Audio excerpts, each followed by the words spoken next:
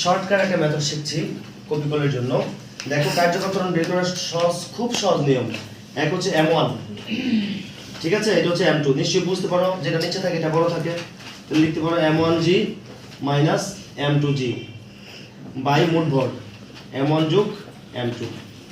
ঠিক আছে, এই ক্ষেত্রে কি লিখবো? এই ক্ষেত্রে কার্যকরণ সমান সমান দুইটার মধ্যে পার্থক্য বুঝলে, হ্যাঁ, লিখে কোনটা বড়, m1 বড় m2 বড়, এখানে দেখো m2 বড়, তাহলে কি লিখবো? m2g মাইনাস m1g বাই মোট ভর। মোট ভর মানে কি? m1 যোগ m2 যোগ এই যে m। এন্ড ফাইনালি যদি এরকম থাকে এর সমান সমান কি হবে বলো তো? এখানে শুধু একটা আছে এই বস্তু, এটি হবে m1g বাই m মোট ভর। মোট ভর মানে m1 প্লাস m। খুব সহজে আমরা এর মান বের করতে পারবো।